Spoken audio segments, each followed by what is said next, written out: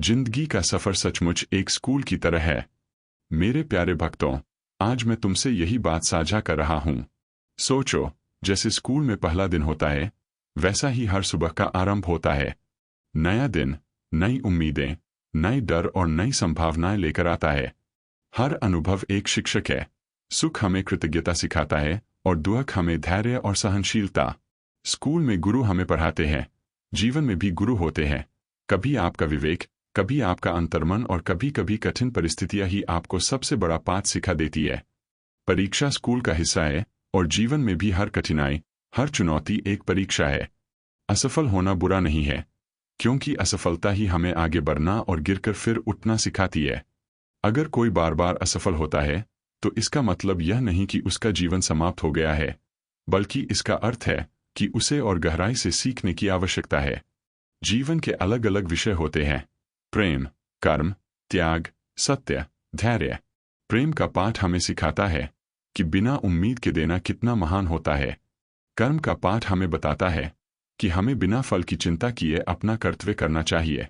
त्याग का पाठ यह समझाता है कि कुछ छोड़ने से ही कुछ नया हमारे पास आता है।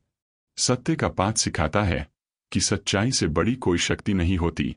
यही विषयों के प्रश्नपत्र हमें बार बार मिलते हैं और हमें उत्तर देना होता है। जैसे स्कूल में होमवर्क होता है, वैसे ही जीवन में साधना और अभ्यास है। ध्यान, प्रार्थना, आत्मानुशासन, यही हमारा जीवन का होमवर्क है।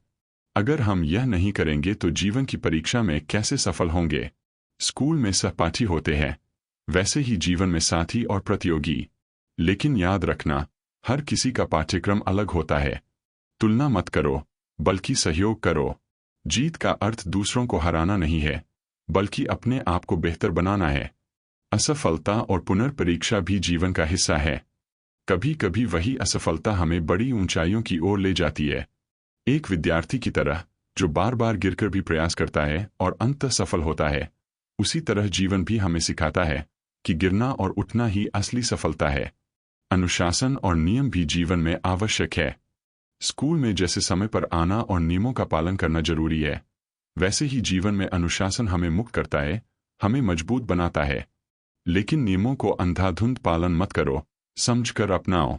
स्कूल में पढ़ाई के साथ साथ खेल भी होते हैं। खेल हमें हंसना, खुशी बांटना और टीम वर्क सिखाते हैं। जीवन में भी हंसी और आनंद जरूरी है। छोटी छोटी खुशियों को जीना और साझा करना ही जीवन का वास्तविक सौंदर्य है। अंत स्कूल का आखिरी दिन आता है, ग्रेजुएशन। जीवन में यह ग्रेजुएशन आत्मज्ञान है।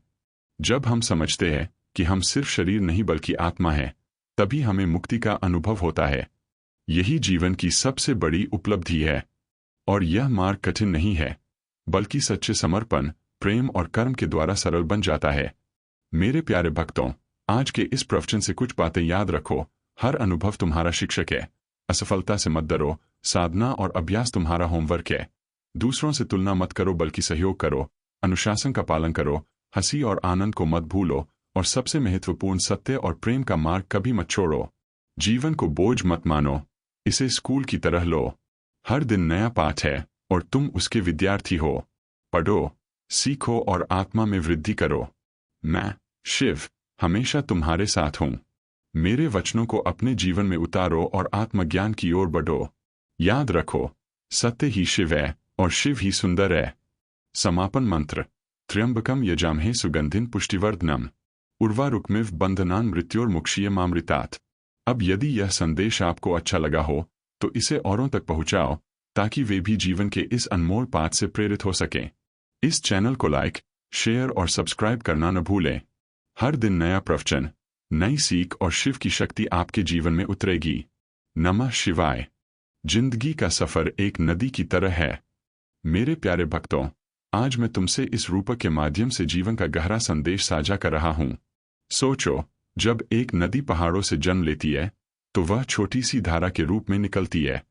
शुरुआत में वह शांत होती है, मासूम होती है, जैसे एक नवजात शिशु। धीरे धीरे वह अपना रास्ता बनाती है, पत्थरों को पार करती है, मिट्टी को साथ बहाती है और आगे बढ़ती है। यही हमारा जीवन है। बचपन एक छोटी धारा की तरह होता है, निर्मल, स्वच्छ और निष्कलुष। जैसे जैसे नदी आगे बढ़ती है, वैसे वैसे उसकी गति बदलती है। कभी शांत बहाव, कभी प्रचंड वेग, कभी घाटियों में उतरना तो कभी चट्टानों से टकराना। यही जीवन की परिस्थितियां हैं। सुख और दुख, सफलता और असफलता, प्रेम और वियोग, सब कुछ इस बहाव का हिस्सा है। नदी हमें सिखाती है कि चाहे कैसी भी परिस्थिति हो, बहना मत छोड़ो। जीवन रुकने का नाम नहीं है। कभी नदी खेतों को सींचती है, गांवों को जीवन देती है, और कभी वही नदी बार बनकर सब कुछ बहा ले जाती है। यह हमें बताता है कि शक्ति का उपयोग कैसे करना है। यह बहुत महत्वपूर्ण है। अगर हम अपनी शक्ति और भावनाओं का सही प्रयोग करें तो वह दूसरों के लिए अमृत बनती है। अगर हम उनका गलत प्रयोग करें तो वही शक्ति विनाश ला सकती है। भक्तों, यही कारण है कि आत्मसंयम जीवन में आवश्यक है। नदी का हर मोड़ हमें एक सबक देता है। कभी वह हमें धैर्य सिखाती है, जब वह धीरे धीरे बहती है। कभी वह हमें साहस सिखाती है, जब वह ऊंचाई से झरने के रूप में गिरती है और फिर भी आगे बढ़ जाती है। सोचो, अगर नदी ऊंचाई से गिरने से डर जाती तो क्या वह आगे बढ़ पाती? नहीं। उसी तरह जब जीवन तुम्हें गिराता है तब डरो मत। गिरना भी तुम्हें और शक्तिशाली बनाने के लिए होता है। नदी का लक्ष्य सागर है। चाहे कितनी भी दूरियां हों, चाहे कितनी भी बाधाएं हों, नदी अंत में समंदर से मिलती ही है। उसी तरह हमारा लक्ष्य भी परमात्मा है। आत्मा का सफर चाहे कितने ही जन्मों तक क्यों न चले, अंततः वह परमात्मा से मिलती ही है। यह मिलन ही मोक्ष है। यही जीवन की अंतिम मंजिल है। मेरे भक्तों, याद रखो, रास्ते में आने वाले पत्थर और रुकावटें नदी को रोक नहीं सकती। वह अपने मार्ग को मोड़ लेती है, नया रास्ता बना लेती है और बहना जारी रखती है। इसी से हमें सीखना है कि जीवन में समस्या आने पर टूटना नहीं है, रुकना नहीं है, बल्कि नया रास्ता तलाशना है। नदी कभी अकेली नहीं बहती। उसके साथ कई नदियां मिलती है। छोटी छोटी धाराएं उसमें समा जाती है और वह और विशाल हो जाती है। जीवन में भी रिश्ते, दोस्ती, प्रेम और सहयोग हमें बड़ा और मजबूत बनाते हैं। अकेले जीना संभव है, लेकिन अधूरा है। संगति से ही जीवन की धारा सुंदर और अर्थपूर्ण बनती है। मेरे प्यारे भक्तों, इस प्रवचन का संदेश सरल है। जीवन को नदी की तरह जियो। बहते रहो, रुकना मत। हर परिस्थिति से सीखो। अपनी शक्ति का सदुपयोग करो। गिरने से मत डरो। और अंततः परमात्मा के साथ अपने मिलन को ही अपना लक्ष्य बनाओ। अब यदि यह प्रवचन आपके हृदय को छू गया हो तो इसे औरों तक पहुंचाओ, ताकि वे भी जीवन के इस अद्भुत संदेश को समझ सके। इस चैनल को लाइक, शेयर और सब्सक्राइब करना न भूलें। नमः शिवाय। जिंदगी का सफर एक नदी की तरह है। मेरे प्यारे भक्तों, आज मैं तुमसे इस रूपक के माध्यम से जीवन का गहरा संदेश साझा कर रहा हूं। सोचो, जब एक नदी पहाड़ों से जन्म लेती है तो वह छोटी सी धारा के रूप में निकलती है। शुरुआत में वह शांत होती है, मासूम होती है, जैसे एक नवजात शिशु। धीरे धीरे वह अपना रास्ता बनाती है, पत्थरों को पार करती है, मिट्टी को साथ बहाती है और आगे बढ़ती है। यही हमारा जीवन है। बचपन एक छोटी धारा की तरह होता है, निर्मल, स्वच्छ और निष्कलुष। जैसे जैसे नदी आगे बढ़ती है, वैसे वैसे उसकी गति बदलती है। कभी शांत बहाव, कभी प्रचंड वेग, कभी घाटियों में उतरना तो कभी चट्टानों से टकराना। यही जीवन की परिस्थितियां हैं। सुख और दुख, सफलता और असफलता, प्रेम और वियोग, सब कुछ इस बहाव का हिस्सा है। नदी हमें सिखाती है कि चाहे कैसी भी परिस्थिति हो, बहना मत छोड़ो। जीवन रुकने का नाम नहीं है। कभी नदी खेतों को सींचती है, गांवों को जीवन देती है, और कभी वही नदी बार बनकर सब कुछ बहा ले जाती है। यह हमें बताता है कि शक्ति का उपयोग कैसे करना है। यह बहुत महत्वपूर्ण है। अगर हम अपनी शक्ति और भावनाओं का सही प्रयोग करें तो वह दूसरों के लिए अमृत बनती है। अगर हम उनका गलत प्रयोग करें तो वही शक्ति विनाश ला सकती है। भक्तों, यही कारण है कि आत्मसंयम जीवन में आवश्यक है। नदी का हर मोड़ हमें एक सबक देता है। कभी वह हमें धैर्य सिखाती है, जब वह धीरे धीरे बहती है। कभी वह हमें साहस सिखाती है, जब वह ऊंचाई से झरने के रूप में गिरती है और फिर भी आगे बढ़ जाती है। सोचो, अगर नदी ऊंचाई से गिरने से डर जाती तो क्या वह आगे बढ़ पाती? नहीं। उसी तरह जब जीवन तुम्हें गिराता है तब डरो मत। गिरना भी तुम्हें और शक्तिशाली बनाने के लिए होता है। मेरे भक्तों, याद रखो, तुम्हारी असली शक्ति तुम्हारे भीतर है। जैसे नदी के भीतर उसका अपना वेग है, वैसे ही तुम्हारे भीतर भी अदम्य साहस और संकल्प है।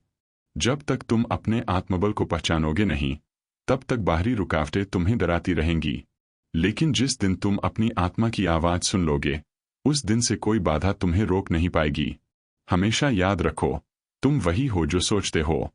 यदि तुम्हारे विचार ऊंचे हैं, तो तुम्हारा जीवन भी ऊंचाइयों तक पहुंचेगा। नदी का लक्ष्य सागर है।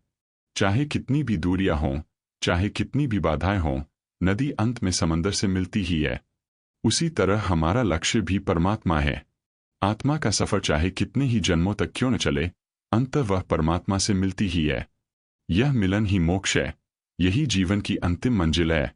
मेरे प्यारे भक्तों, जब भी थकान महसूस हो, जब भी मन हार मानने लगे, तब अपनी नजर अपने लक्ष्य पर रखो। सोचो, नदी अगर बीच रास्ते थक कर बैठ जाए, तो क्या वह कभी सागर तक पहुंच पाएगी? नहीं। उसे चाहे कितना भी लंबा सफर तय करना हो, वह रुकती नहीं, बहती रहती है। तुम्हें भी अपने जीवन में ऐसा ही संकल्प रखना होगा। मेरे वचन याद रखो, कभी मत रुको, कभी हार मत मानो, और कभी अपने सपनों को छोटा मत समझो। जैसे नदी अपनी मंजिल तक पहुंचती है, वैसे ही तुम भी अपने लक्ष्य तक अवश्य पहुंचोगे। नदी कभी अकेली नहीं बहती, उसके साथ कई नदियां मिलती है। छोटी छोटी धाराएं उसमें समा जाती है, और वह और विशाल हो जाती है। जीवन में भी रिश्ते, दोस्ती, प्रेम और सहयोग हमें बड़ा और मजबूत बनाते हैं। अकेले जीना संभव है, लेकिन अधूरा है। संगति से ही जीवन की धारा सुंदर और अर्थपूर्ण बनती है। मेरे प्यारे भक्तों, इस प्रवचन का संदेश सरल है। जीवन को नदी की तरह जियो। बहते रहो, रुकना मत। हर परिस्थिति से सीखो। अपनी शक्ति का सदुपयोग करो। गिरने से मत डरो। और अंततः परमात्मा के साथ अपने मिलन को ही अपना लक्ष्य बनाओ। अब यदि यह प्रवचन आपके हृदय को छू गया हो, तो इसे औरों तक पहुंचाओ, ताकि वे भी जीवन के इस अद्भुत संदेश को समझ सके। इस चैनल को लाइक, शेयर और सब्सक्राइब करना न भूलें। नमः शिवाय। रे प्यारे बच्चों, तुम अक्सर मुझसे पूछते हो कि भोलेनाथ, हम अपने जीवन की कठिनाइयों से कैसे लड़े, हम क्यों बार बार गिर जाते हैं और निराश हो जाते हैं।